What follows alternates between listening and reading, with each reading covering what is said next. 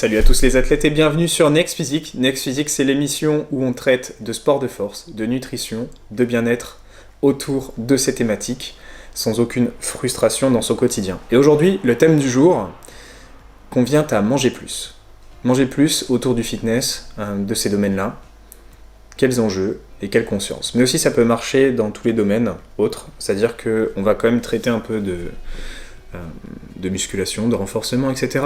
Mais ça peut concerner bien d'autres personnes. Pourquoi ? Parce qu'on va aborder le thème de manger plus, qui a un impact sur la performance, la qualité de vie, l'évolution physique et la santé. La qualité de vie et la santé, tout le monde est concerné par ça. Et qu'importe que tu sois un sportif en sport de force ou pas, tu seras forcément intéressé par cette partie. On est parti du coup avec nos deux invités du jour qui sont Marie et Ketchoupi. Marie et Ketchoupi, Ketchoupi c'est Émilie. Les deux sont sur Instagram, je mets leur Instagram ici en bas. Vous pouvez les retrouver du coup avec Bloody Marie pour Marie et Ketchoupi Fitness pour Émilie. Elles ont des expériences qui sont différentes et je les ai invitées en particulier parce qu'elles sont concernées, elles ont vécu ceci, elles vont pouvoir du coup en témoigner avec vous aujourd'hui. Donc du coup je suis avec Marie et Émilie sur le podcast. Je vais laisser les deux personnes se présenter. On va commencer par Émilie. Bonjour à tous, donc moi c'est Émilie, je suis élève de Julien depuis un peu plus d'un an maintenant et j'ai commencé la musculation en juin 2016, donc il y a un peu plus de 4 ans, mais avec une évolution assez lente, surtout au début. D'accord. Et Marie ?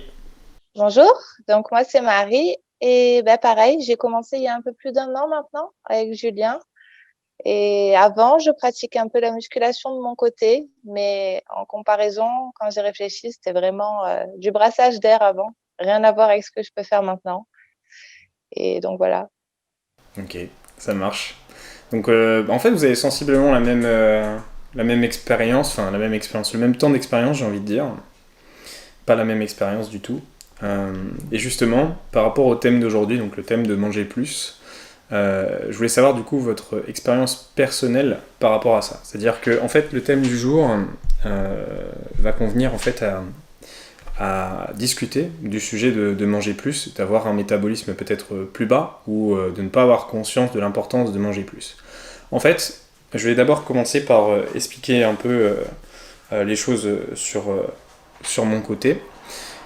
Manger plus, ça va vous permettre de développer à peu près l'ensemble de vos capacités. La plupart du temps, ce qui va vous bloquer, c'est une sous-consommation. Une sous-consommation, ça va venir impacter vos performances, ça va venir impacter votre qualité de vie, votre santé ou votre évolution physique. Parfois tout, parfois une seule partie.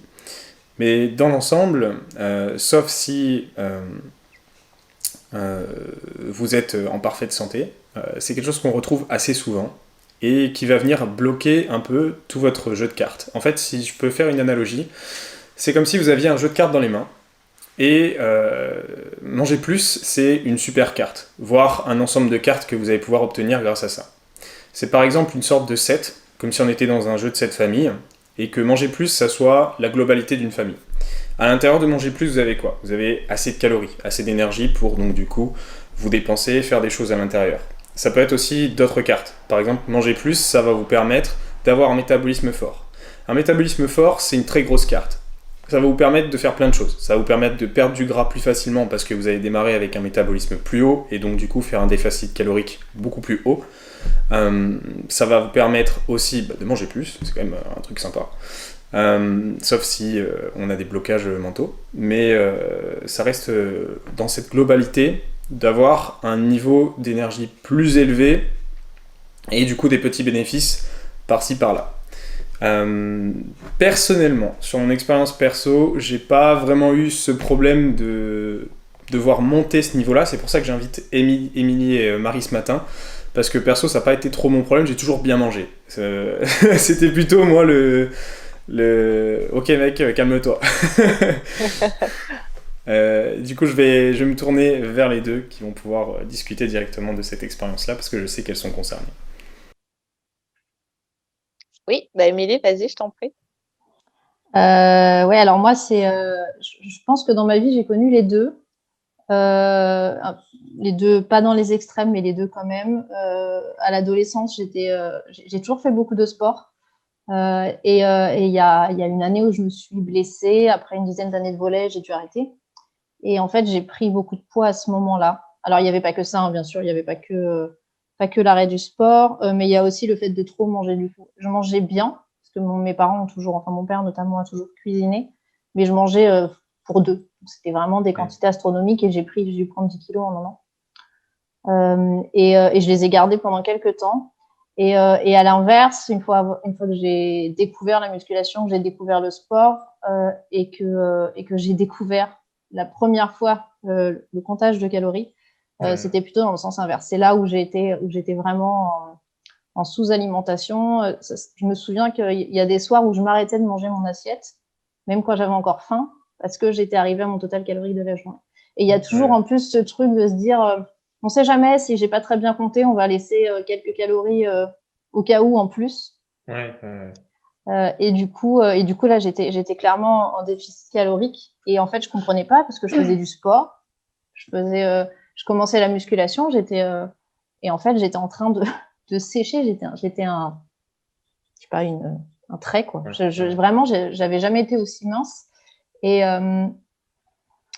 moi, je le voyais pas forcément. Et c'est là où j'ai eu de la chance d'être hyper bien entourée et d'avoir des proches qui m'ont mis le haut là et qui m'ont dit Émilie, fais gaffe, en fait, là, t'es en train de tomber dans des problèmes du trouble alimentaire. Et je l'ai pas entendu tout de suite, mais heureusement qu'ils m'ont mis un coup de pied au cul et que j'ai d'autres choses qui ont fait que je me suis bougée et que j'ai arrêté mes conneries, plus ou moins. C'était pas non plus le top après, mais en tout cas, j'ai arrêté de continuer à perdre du poids. Et en fait, en ayant vécu ces deux choses-là, je pense qu'aujourd'hui, je me rends compte que les deux étaient une erreur. Mais je ne sais pas si j'en serais là si je n'étais pas passée par là avant. Ouais, en fait, c'était un cercle vicieux, en fait. Tu avais descendu, tu avais repris cette activité-là, tu as commencé à mieux te dépenser, mais en même temps, tu avais le comptage, ce qui t'a permis aussi de maîtriser, en fait, un déficit calorique, mais qui a été poussé à l'excès. Exactement, ouais. Ok. Et donc, du coup, après, t'as remonté ces calories-là. Comment ça s'est passé? En fait, il se trouve que ça m'est arrivé l'année où où j'ai dû me faire opérer et j'ai dû arrêter le sport pendant 5 semaines. La seule fois où j'ai dû arrêter le sport vraiment longtemps depuis que j'ai commencé la muscu. Et du coup, forcément, j'ai arrêté le sport, mais j'avais arrêté totalement le sport, mais là, pour le coup, j'avais quand même besoin de manger parce que j'avais faim. Et c'est aussi bizarrement le moment où j'ai décidé d'aller voir une diététicienne. Je sais pas pourquoi, mais je sais pas, je me suis dit tant qu'à faire. Je suis dans une période de changement, donc allez, va voir une diététicienne. J'en avais été voir une la première fois pour perdre du poids et c'est ce qui m'avait créé certains troubles, notamment plus des obsessions des chiffres.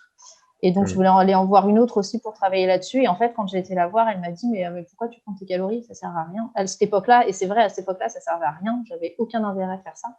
Et du coup, j'ai arrêté de compter mes calories et j'ai repris du poids. Et après, pendant 2 ans, j'ai arrêté. Donc, je ne sais pas trop où j'en étais, mais en tout cas, j'ai commencé à plus évoluer et à voir que le sport avait des effets. Donc, je pense que j'ai quand même dû remonter sacrément mes calories après avoir été voir cette diététicienne. Donc, en gros, c'est ce rendez-vous qui a tout changé. Sinon. Ouais, bah heureusement. C'est bien pour une fois qu'on a un retour positif, parce que j'ai l'impression qu'à chaque fois que j'entends le mot diététicienne, c'est pour dire l'inverse.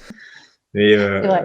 ouais, c'est vrai. Tu vois, j'ai 2 expériences. Moi, j'en ai une qui a été très efficace. J'ai perdu 10 kilos en 4 mois, mais c'était pas le top. Et une, elle, qui avait vraiment été très bien. Ok, ça marche. Ouais, mais du coup, en fait, ce qui se passait aussi, c'est que quand t'as arrêté le sport, je pense que t'avais un niveau de calories qui était tellement bas que tu pouvais pas manger moins aussi. Ah non, je pense pas. Je pense pas. Puis en plus, vu que je venais de me faire opérer, j'avais l'impression que mon corps se dépensait quand même d'une autre manière. Il était quand même en train de se reconstruire d'une opération. Et du coup, sur la première semaine, j'avais ultra faim, quoi.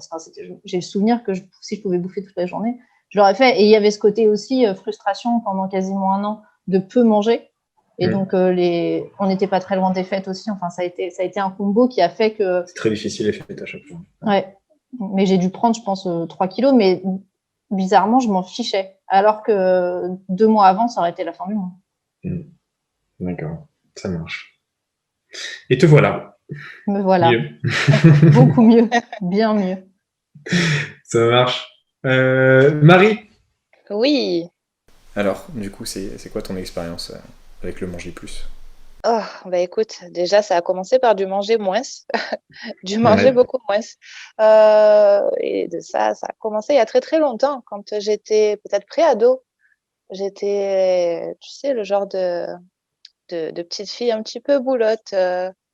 J'aimais bien manger, j'ai toujours aimé bien manger. Donc j'étais un peu ronde vers 10-11 ans, tu sais. Mm. Et je commençais à entendre des réflexions, pas tant par les camarades, bizarrement, parce que j'étais pas à un point où j'étais, voilà, un petit peu ronde, mais sans plus. Mm. Surtout par la famille. Je commence à recevoir des réflexions, mais pourquoi tu manges autant? Arrête de te resservir, etc. Ouais. Et comme j'étais quand même assez sensible, bah, ça résonnait dans ma tête, etc. J'ai commencé à manger moins, à manger de plus en plus, à chaque fois moins. Je suis rapidement tombée dans les troubles alimentaires. Arrivée à 15-16 ans, j'avais déjà, je pense, j'étais vraiment bien dans l'anorexie déjà. Euh, c'est aussi loin que je me rappelle, je crois que j'ai toujours eu des troubles alimentaires en fait. Et la seule pause que j'ai eue depuis que je suis ado, bizarrement, c'est quand j'étais enceinte. J'y pensais pas. Je... Bon, Il y avait d'autres d'ailleurs, priorités. ouais, je pense que c'est ça. Mon corps, il était complètement focalisé là-dessus. Pendant toute ma grossesse, j'ai pas pensé du tout. Mais alors, c'était le dernier de mes soucis, quoi. Alors, D'accord. fatalement, j'ai repris beaucoup de poids parce que j'ai commencé à être enceinte, j'étais en sous-poids. Donc, j'ai repris le poids de la grossesse, plus le fait de manger normalement. J'ai pris beaucoup de poids. J'ai eu un petit problème hormonal aussi à ce moment-là. Je crois que j'ai pris plus de... J'ai arrêté de compter à 30 kilos. Ah oui, oui. Donc Pour après, quelle taille je fais 1m74, Ouais, quand même. 73. Bah, je crois que j'étais pas loin des 90 kilos, quelque chose comme ça, après la grossesse. Eh C'est oui. pas mal. T'avais pris 60 kilos sur la période à peu près? Non, une trentaine. Oui. Une trentaine à peu D'accord. près. Et donc du coup, après la grossesse, tout est revenu. J'ai recommencé mon cycle de plus manger, de me dépenser autant que possible. Je ne sais pas si tu connais les entraînements Insanity. Si, bien sûr. Bien sûr. Voilà, hein, voilà, je les faisais tous les jours. Ouais, Mais ben, tous j'ai fait les le jours. Freeletics, c'est pas très loin, donc je Ouais. connais très bien. Tous les jours, je faisais ça, à me tuer dans mon salon. Il y avait la marée par terre. Mm. Après, c'était formidable. Je faisais ça tous les jours. Je mangeais de moins en moins. Et après la grossesse, j'ai encore plus sombré dans l'anorexie. Et Mm. j'ai perdu tout mon cycle hormonal. Je suis en aménorrhée là depuis 6 ans, 7 ans. Ouais, Et voilà, je ne mangeais plus. Voilà, donc ça fait jusqu'à ce que longtemps. tu me récupères à la petite cuillère. Le total calorique, il a doublé aujourd'hui. Ouais, c'est à peu près ça, ouais. Et d'accord, ouais, sinon je connais bien Insanity Freeletics. J'ai même eu des problèmes avec ça justement parce qu'à l'époque je faisais pas attention à mon équilibre de macronutriments. C'était vraiment au début de ma transformation physique et en fait j'avais pris ça en fait comme application. Et comme j'avais pas du tout de lipides, parce que je faisais la chasse aux lipides, j'en mangeais 0 par jour au maximum, c'est-à-dire que dès que je trouvais un gramme de lipides, j'achetais pas le paquet ou je faisais en sorte de pas le manger. J'avais peut-être pas assez de protéines à cette date-là. À chaque fois que je faisais un entraînement d'Insanity, enfin c'était l'équivalent, c'était Freeletics, j'avais un mal de tête incroyable et j'étais pas loin de tomber dans les pommes. Je ne pouvais pas faire ma séance de sport. En plus, c'est blindé de burpees ces trucs-là, donc ça me retournait la tête. Et vraiment, j'étais couché à chaque fois, je pouvais pas faire grand-chose. Ah, bah, ça me mettait à peu près dans le même état, quoi. Ouais, C'est ça le pire. C'est que ça me mettait dans un état lamentable, mais que chaque jour, je continuais et je me donnais à fond là-dedans tous les jours. Alors déjà, de base, c'est un truc... maintenant, c'est vraiment poussé. Ouais, ouais, c'est spécial. Ouais. avec du recul, c'est vraiment pas un truc que je referais, que je recommanderais de faire, mais en plus, je le faisais tous les jours. Tous les jours, et il m'est même arrivé de le faire 2 fois par jour. Mm. Je pense À que pour côté de ceux ça, sans qui manger. font du crossfit, des choses comme ça, c'est vrai que c'est sympa, ça fait des activités de bon niveau, on va dire. Ouais, mais il Mais, faut que ça soit fait vraiment dans un bon mais contexte. disons que en fait, pour une remise en forme ou pour quelqu'un qui veut faire un rééquilibrage, vraiment, c'est quelque chose que je conseille, mais alors, tellement pas. Non, non, non.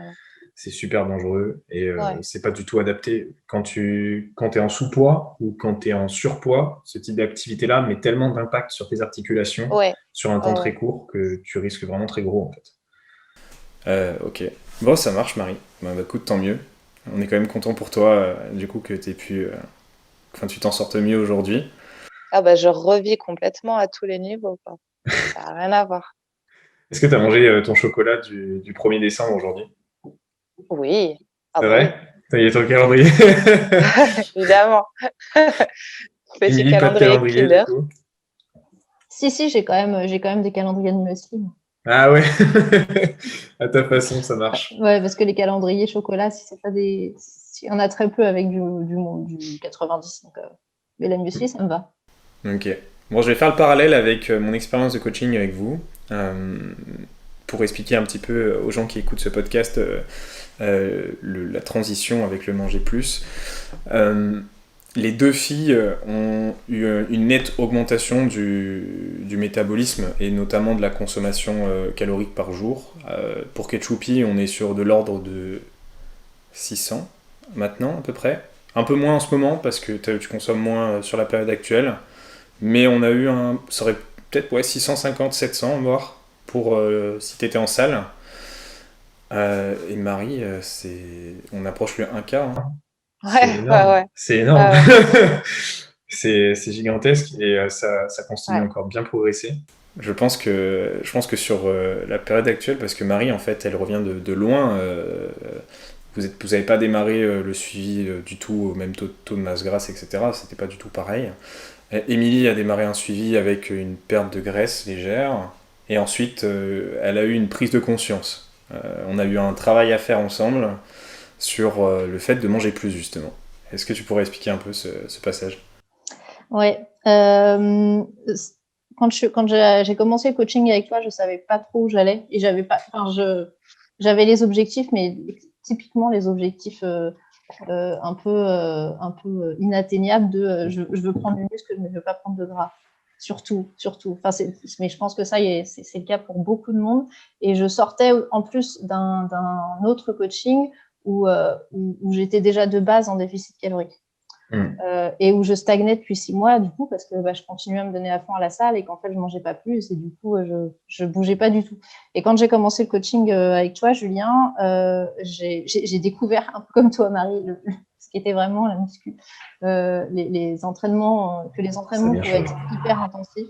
Et en fait, je me souviens que pendant, je sais pas, au moins 3 mois, je pense, je dirais, je me suis donnée à fond dans les entraînements, mais j'arrivais pas à augmenter mon total calorique. Ou on l'augmentait, mais ça a été très très lent. Et en Ouais, fait, c'était long.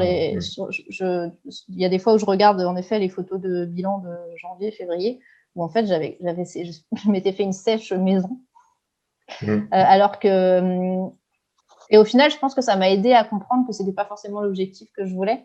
Ouais.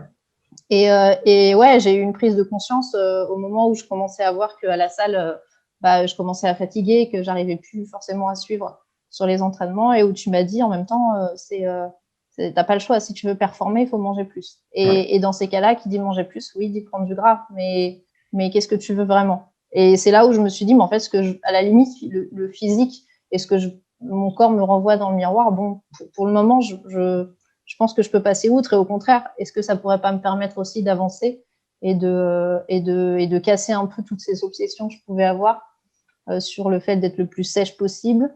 Et donc, c'est là où on a commencé, en effet, à augmenter vraiment bien les calories au mois de février de l'année dernière. Enfin non, de cette année, d'ailleurs, on est toujours en 2020. Oui, oui. La terrible année 2020. La terrible année. Et où du coup, j'ai commencé à manger plus et à prendre du gras, mais à côté de ça, j'ai commencé à avoir aussi des entraînements beaucoup plus intéressants et des performances au top. Il y a eu cet Ça arrêt. fait une nette différence. Ah ouais, pas trop au début parce que du coup, il y a eu l'arrêt de 3 mois avec le confinement. Ouais. Là, on a dû faire une pause. Mais alors, à la reprise et entre juin et septembre, je m'étais jamais aussi bien sentie. Et pour le coup, même si je me voyais prendre du gras, je m'en fiche. Mais vraiment, enfin, et je pensais pas pouvoir dire ça un jour. Mais prendre du poids, prendre du gras, quand je vois ce que ça peut finalement donner à la salle, et qu'en plus, à côté de ça, c'est du gras, mais c'est aussi du muscle. Moi,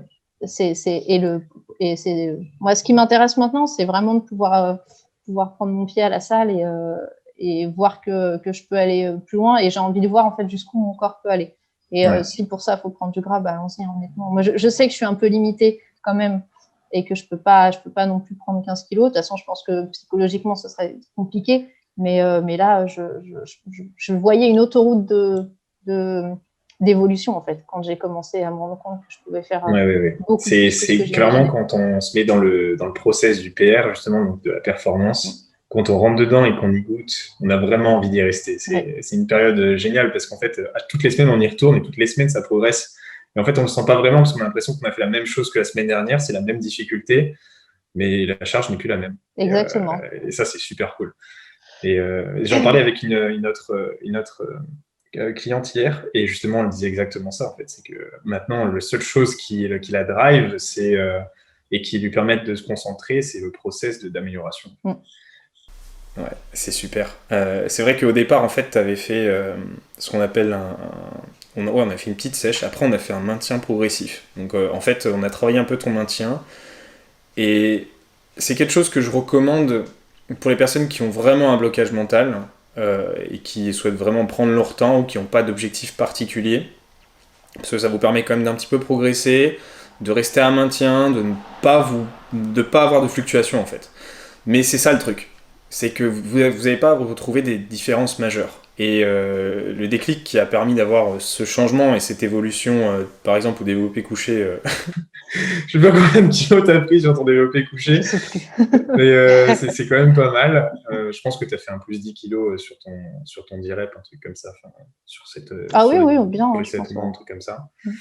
Et en fait, c'est vrai, c'est cette transition-là vers une prise de muscle et une prise de masse, en fait. C'est d'accepter de passer sur cette évolution-là. Prise de masse, c'est un gros mot presque, on en a peur. C'est un mot pas facile à dire. Même moi, j'ai l'impression de dire une méchanceté quand je dis ça. Mais le temps, c'est des gains, et c'est vrai. C'est-à-dire que vous pouvez rester sur un maintien évolutif pendant 1 an. Si vous faites les 3/4 de l'année en prise de masse et le reste, c'est une petite sèche, vous allez avancer 3 fois plus vite. Ça, c'est sûr. Et prendre du gras, c'est facile, en fait. Parce que quand vous êtes sur un accord avec une prise de masse progressive, vous faites progresser votre métabolisme, vous allez démarrer une sèche avec un métabolisme plus haut en plus, beaucoup plus de masse musculaire, ça va être simple. Ça va vraiment être simple de perdre ce gras-là. Alors que si vous le faites n'importe comment, ça va être compliqué. Si on reste sur un maintien, vous ne la connaîtrez pas, cette grande partie-là. Mais je suis totalement d'accord que c'est pas facile à accepter, et je le vois souvent. C'est difficile de se dire, tiens, je passe en prise de masse et je vais prendre 200 grammes, 300 grammes par semaine. C'est pas facile parce que c'est énorme ce chiffre-là. Et on peut se dire, putain,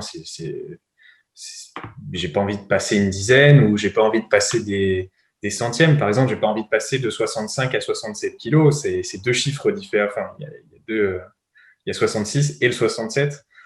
Mais derrière, si vos performances, elles ont augmenté beaucoup plus vite que votre poids, c'est totalement rentable. Marie? Oui. Bon, alors toi, du coup? Écoute... Elle est désespérée, elle explique. Il y a trop de trucs. Non.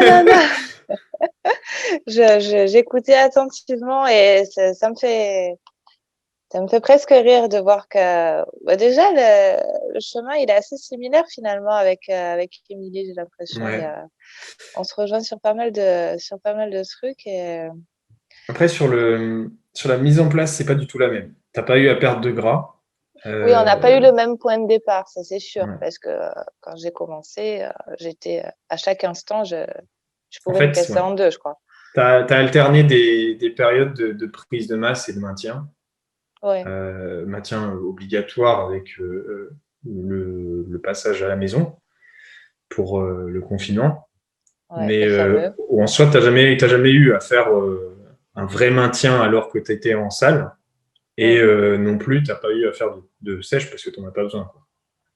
Bah, non, c'est sûr que vu d'où je démarrais, mais je me rappelle comme au début, quand on a commencé, que donc je mangeais vraiment pas beaucoup, j'étais super maigre. Et quand tu m'avais donné mon total calorique auquel je devais passer, je me Ouais. suis dit, mais jamais de la vie je pourrais manger autant, et Ouais. jamais de la vie j'y arriverai. Et d'ailleurs, tu dois te rappeler, j'ai mis quand même du temps avant de l'atteindre. Oui, oui. Ah, en vrai, ça n'a pas pris tant de temps que ça, hein. Tu as t'as quand même bien travaillé, hein. Après, il faut savoir que euh, je te faisais confiance dès le début. Donc, je Ouais. voulais, tu sais, c'était une guerre perpétuelle. Chaque jour, j'étais en guerre avec moi-même parce que je voulais te suivre, parce que je te faisais confiance. Je te fais confiance. Mais en même temps, voilà, quand tu traînes 10 ans d'anorexie derrière toi, Et que ton coach, il te voilà. dit tu vas consommer tant de plus, bah, Oui, tu dis que c'est pas possible ou ça fait une différence majeure. ouais, j'étais vraiment en conflit avec moi-même. D'un côté, je voulais te suivre parce que voilà, je te fais confiance, je veux sortir de là, je veux avancer, je veux progresser, mais en même temps, voilà.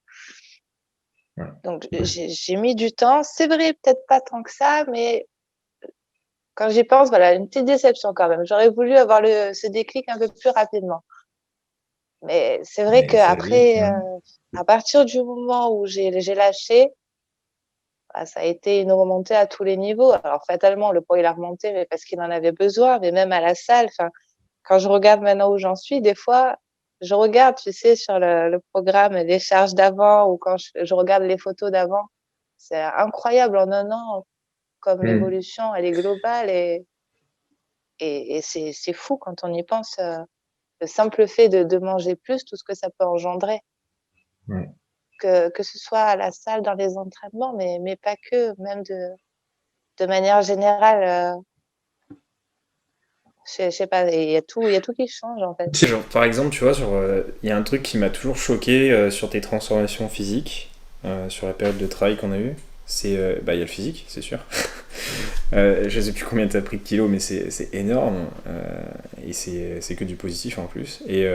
Mais c'est aussi ta qualité de cheveux, que j'ai remarqué, et de peau aussi. La peau, elle a changé de couleur. Ouais.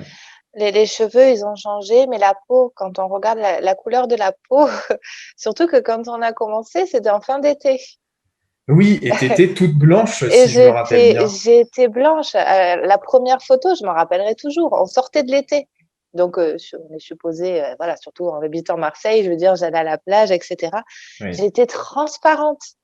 Et si on regarde les photos de maintenant, même celles de l'hiver dernier, ben, on dirait que c'est là que je sors de l'été. Ma peau, elle a repris une couleur normale. En fait, tu m'as redonné la vie, quoi, en augmentant mes calories, etc. C'est la vie qui est revenue à l'intérieur, j'ai l'impression. Et Bah, c'est regarde Ketchoupi incroyable. là. Regarde, elle mange tellement de courges, elle mange tellement de bêta-carotène elle est bronzée là. Ouais.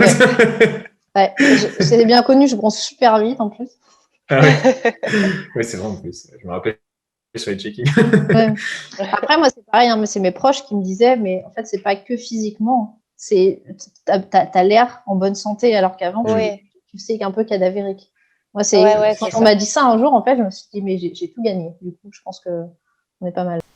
Mais même, t'as plus de vie, beaucoup plus vif d'esprit, et puis tu vois beaucoup plus de positif autour de toi. L'esprit, la confiance en soi, il y a tellement de paramètres qui évoluent en même temps, c'est incroyable, je trouve. Franchement, Oui, il y a clairement.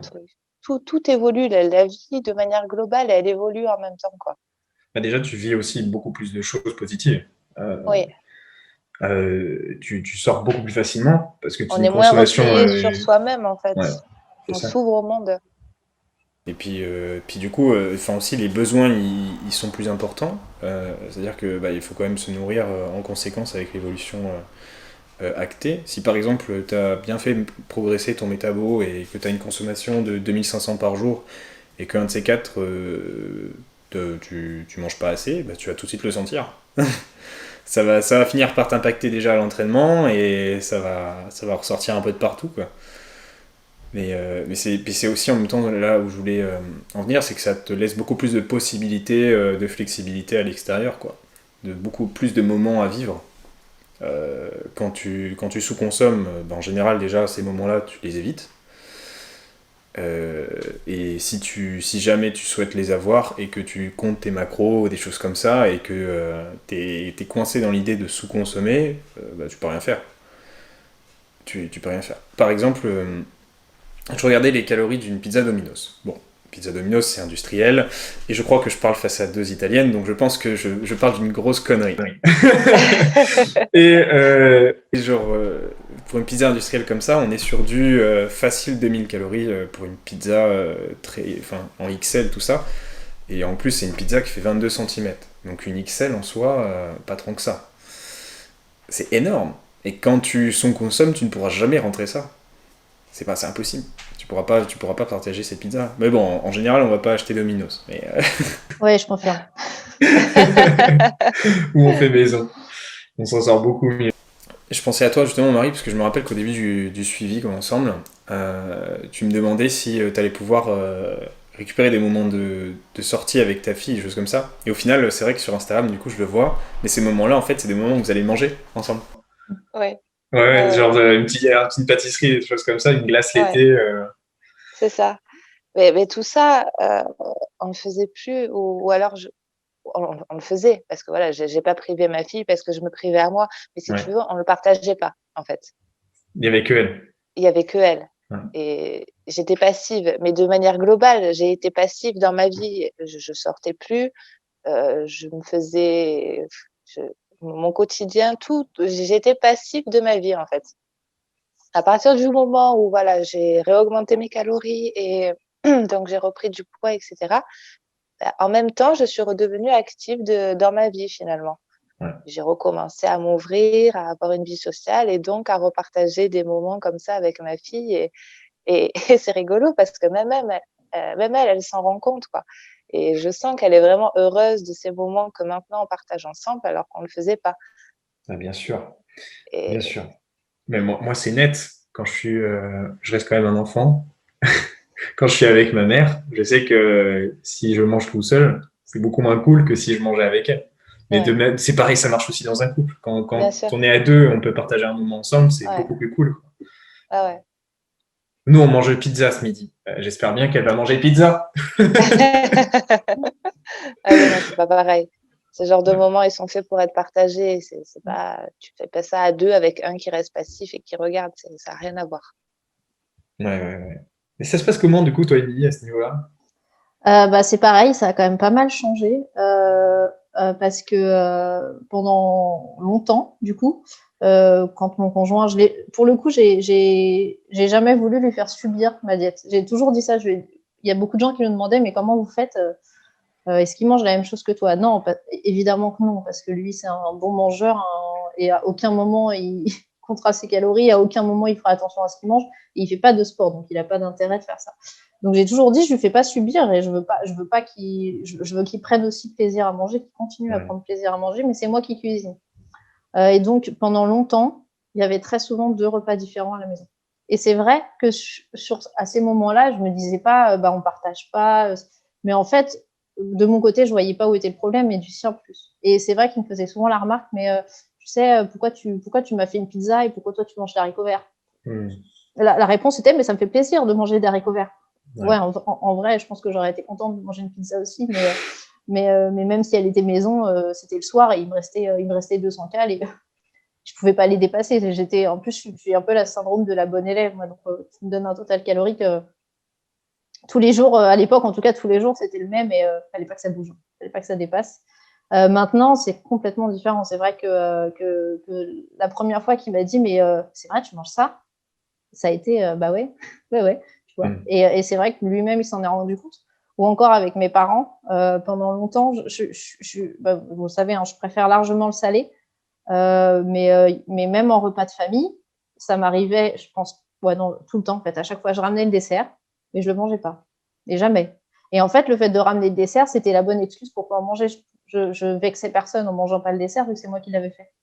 Mais je ne le mangeais pas. Et la première fois, je me souviens, ça devait être, je sais plus, peut-être peut-être, non, pas Noël de l'année dernière, mais peut-être le premier repas après le confinement avec mes parents, où ma mère avait fait une tarte aux pommes. C'est mon dessert préféré.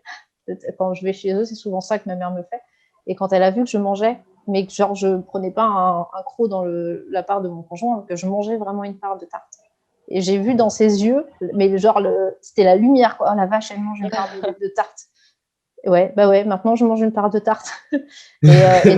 Honnêtement, c'est vrai que en fait, c'est dans les yeux de mes proches, moi, que j'ai vu que j'avais évolué plus que moi, parce que ça me semblait une évolution naturelle. Et j'ai pas l'impression non plus de m'être frustrée énormément. Mais peut-être aussi, j'avais des œillères, hein, j'en sais rien. Mais quand je vois comme mes proches sont heureux, mes amis, quand je vois que je ramène plus ma gamelle chez des amis, parce que je le sais aussi quand je vais chez des potes et qu'ils disent on va manger japonais, je ramenais ma gamelle. Hein. Ouais. Voilà, là je le fais. Maintenant, je me dis, je me permets de le faire quand j'ai pas envie de manger japonais ou pizza. Il y a des fois où j'ai pas envie et je leur dis bon, ce soir j'ai vraiment pas envie, je me ramène ma gamelle. Mais si j'en ai envie, je le fais plus parce que. Non, je vois tout à fait. Perso, c'est vrai que ça me fait tilter, mais moi, j'ai pas eu vraiment la même chose. En fait, c'est pas une question de calories, moi, c'était plus une question de diète stricte. Typiquement, le Tupperware, vraiment, genre, j'ai honte de dire ça, mais quand j'avais 19 ans ou quoi, genre en pré-soirée, j'avais mon Tupperware, tu vois, genre. Mais à l'époque aussi, on était largement influencé parce qu'on voyait d'autres personnes du feed game qui faisaient pareil, et du coup on se disait on faisait pareil. Je me rappelle, il y avait d'autres influenceurs du feed game ultra connus qui à l'époque faisaient encore des soirées. C'est pareil, ils avaient leur tube et tout, donc je me dis bah vas-y, je fais pareil, tu vois. Mais au final, du coup, c'est vrai qu'on met tellement de choses de côté, et au final, je mangeais des Tupperware de riz, mais sans rire, le Tupperware il faisait cette taille-là, il était immense. Et ça valait exactement les calories de ce que mes potes pouvaient manger, hein, au final. Donc, mais laisse tomber, la quantité de dinde ou quoi à l'intérieur, c'était fade, c'était nul. Mais, ok. Bon, ok, ça marche. Bon, il y a aussi une autre partie qui est sur le. C'est vrai qu'on mange plus, mais ça veut pas dire qu'on mange mal.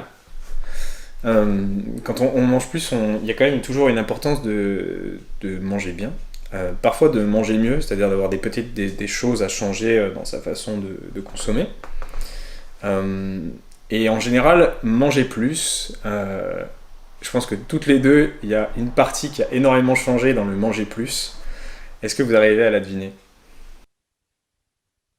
Les lipides. Ah, bien sûr, bien sûr. Évidemment. Parce que J'ai découvert que ça existait, manger plus en riz, c'est pas simple en plus. Si on en arrive à faire le fameux tube. Mais c'est beaucoup plus simple quand on fait progresser aussi le niveau de lipides. Ah oui, ah ouais. Ah ben ça facilite largement la chose, quoi, parce que ouais. en termes de quantité, on s'explose vite le ventre, sinon ça passe pas. Bah, juste hier, par exemple, j'avais fait une journée avec beaucoup de lipides. J'avais un peu abusé sur les 3 quarts de ma journée. Et hier soir, je me suis retrouvé à me dire ah ouais, là, je suis à 200 grammes aujourd'hui quand même. Je suis à 200. Et du coup, genre, je me dis tiens, je vais manger des glucides. Donc, je fais mes petits œufs, tout ça, et je fais mais jamais de la vie, je peux manger du riz. J'ai aucune place pour mettre ça, genre, ou un truc comme ça. Du coup, j'ai fini à 220 hier. C'était incroyable. En fait, quand on mange plus aussi, c'est impossible de continuer à faire progresser autant. C'est une souffrance. C'est pas normal. Et ça me fait rire parce que je vois souvent soit des femmes, soit des hommes dans le feed game, quand ils font des prépas ou quoi, qui sont en prise de masse, ils mangent encore des tubes de patates douces, mais énormes ou quoi. Genre, calmez-vous les enfants, genre, il y en a qui passent à 6 repas par jour. Et mais c'est vrai que c'est beaucoup plus facile de faire progresser aussi le total de lipides.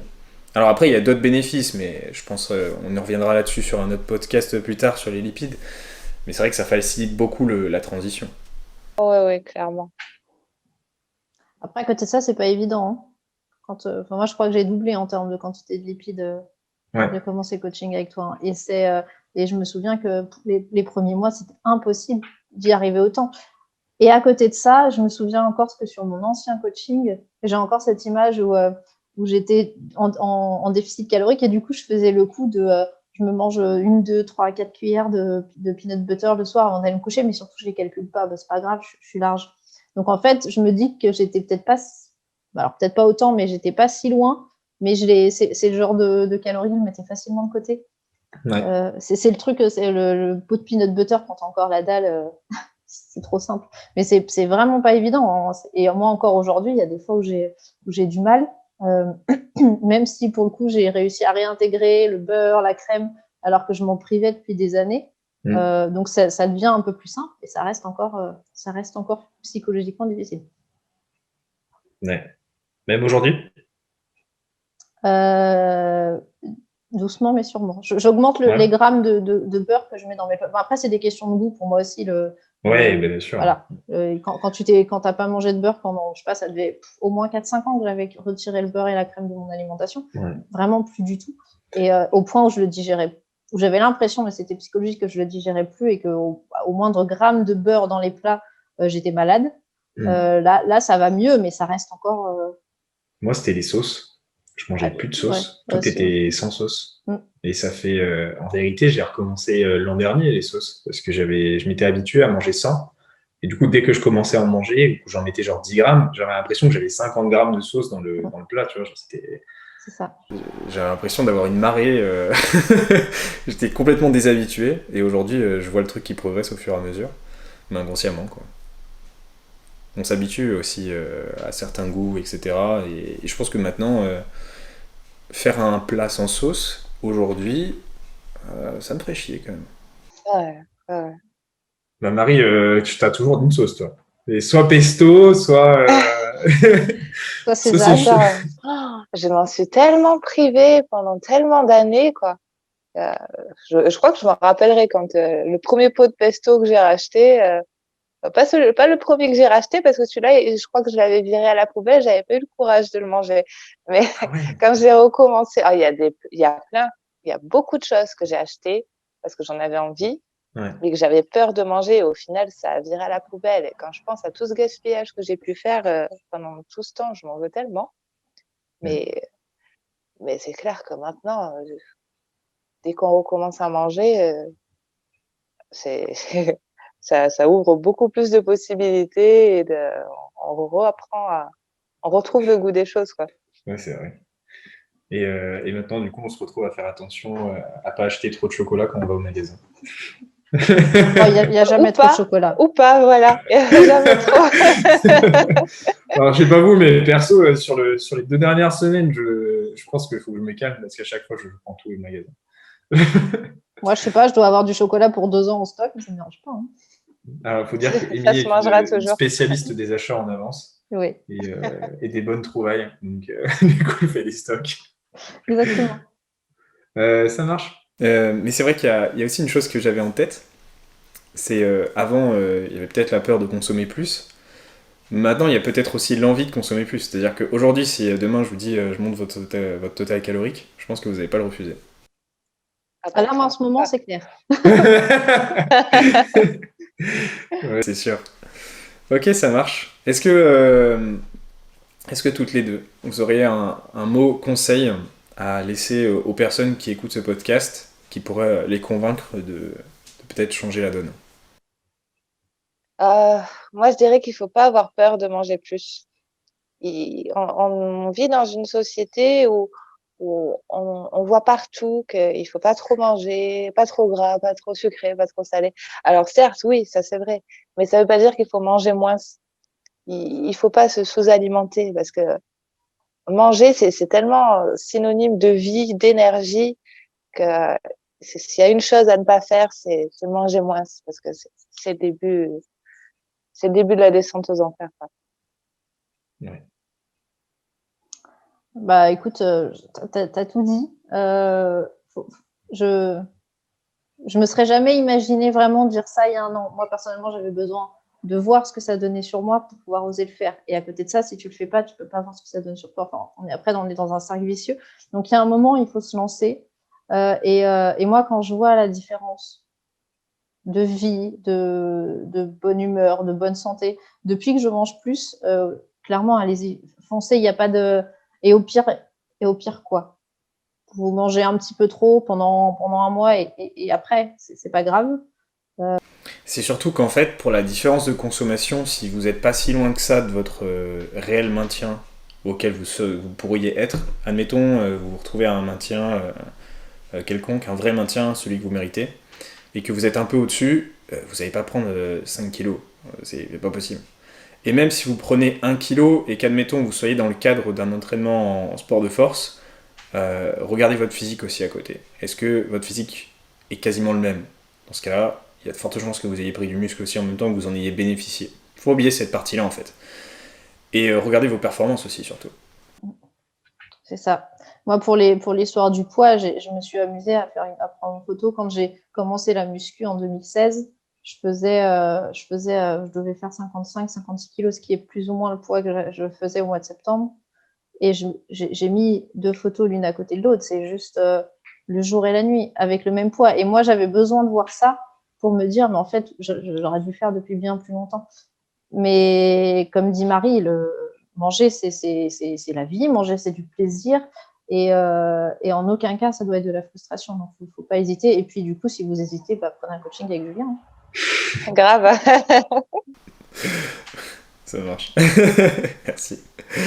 J'ai juste une dernière question. Aujourd'hui, quel est votre food préf avec lequel vous avez renoué justement sur cette période-là? Sans aucune hésitation, le fromage. Ah ouais. Pareil. Alors là. Mais pareil. Franchement, il n'y a pas photo. C'est vrai qu'on en parle souvent parce qu'en fait, on a Ouais. une discussion de groupe entre coachés et je crois qu'on parle de fromage toutes les 3 Ouais. semaines. C'est ça. Ah ouais. Ok. C'est vrai que c'est souvent le fromage qui ressort parce qu'en fait, on passe quand même pas mal de temps à expliquer que les produits laitiers, c'est pas le mal absolu si en soi c'est des produits laitiers de qualité. Et qu'en fait, c'est genre une source primaire de premier choix pour les protéines et les lipides. Donc, c'est tout bénef en fait. C'est vraiment ultra bénéfique. Et à moins d'acheter un fromage genre Ficello ou Babybel, tous les fromages sont bons en fait. C'est ça qui est cool. Et surtout le comté. Ouais. Surtout le comté. Number one. En dessous, En fait, tu mets la on est mozza quand même, parce qu'on est pas italienne, donc il faut quand même mettre un peu la mozza en avant. Mais le comté, c'est la vie. Ah ouais. Ouais, c'est le comté que vous consommez le plus. Ah oui. Clairement. Ouais, c'est sûr, ouais, c'est pareil. En vrai, je pense que déjà en rapport qualité-prix, c'est le meilleur. Et en goût, c'est quand même plutôt. Ah, c'est ça le passe meilleur, partout. ouais. Ouais, et puis tu peux le mettre en chaud, froid, enfin, il passe partout, quoi. Je sais pas vous, mais moi, c'est le fruité. Ouais, grave. Je prends le fruité au magasin. Chez moi, je l'achète au marché, alors je fais jamais Ouais, attention. tranquille. Ok, ça marche. Merci les filles. Merci à toi. Je vous souhaite de passer une bonne journée et puis bon appétit pour midi. Merci à toi aussi. Salut. Salut. Merci d'avoir écouté ce podcast. Vous pouvez vous abonner, vous mettre un like ou noter le podcast selon votre plateforme. Ça vous permettra de le faire vivre et que plus de personnes puissent être aidées suite à ces propos, suite à ce message que l'on a souhaité faire passer. Vous pouvez aussi dès à présent obtenir un mini-guide de diète à l'extérieur. Ce mini-guide pourra vous aider à gérer votre diète quand vous n'êtes pas chez vous, c'est-à-dire quand vous ne pouvez pas compter vos aliments, quand vous ne pouvez pas faire les choses à la maison. Comment on fait? Comment on fait quand on n'est pas chez soi? Tous des conseils selon différents types de situations, comme par exemple en famille, sur un cheat meal, sur un imprévu, sur une soirée, sur une semaine, ou même tout simplement des conseils sur la gestion de l'alcool. On se retrouve d'ici quelques jours sur les réseaux de Plaisir et Diète et les miens, puisque d'ici quelques jours, vous aurez une très grosse nouvelle, une très grosse sortie qui va, je pense, beaucoup vous intéresser suite à ce podcast. C'est quelque chose qui va vous aider, j'en suis persuadé, et qui correspond exactement à cette thématique. Je ne peux pas le spoiler, mais selon l'heure et la date à laquelle vous écoutez ce podcast, peut-être que c'est déjà sorti. Donc ça sort le 7 décembre. Et je vous laisse patienter si vous le voulez bien. On se retrouve du coup à cette date-là pour la grande nouvelle. C'est plus d'1 an de travail. C'est vraiment quelque chose qui nous a pris beaucoup de temps à moi et mes compères. C'est un aboutissement complet de tout un travail autour de Plaisir et Diète. Et aujourd'hui, on est très fiers de pouvoir vous le dévoiler. Et je suis aussi stressé de vous l'annoncer. Mais voilà, on va se retrouver très bientôt pour ça. Et on se retrouve aussi pour un prochain podcast très prochainement. Un podcast qui sera autour de la nutrition. On va parler nutrition dans le prochain podcast. Je serai tout seul. Il n'y aura personne avec moi. Et on sera plutôt sur une partie explicative sur un podcast qui sera directement sur du contenu qui va te permettre d'évoluer dans ta vie de tous les jours. On se retrouve pour le prochain podcast sur Next Physique. N'oublie pas de t'abonner pour y avoir accès. À la prochaine, c'était Julien.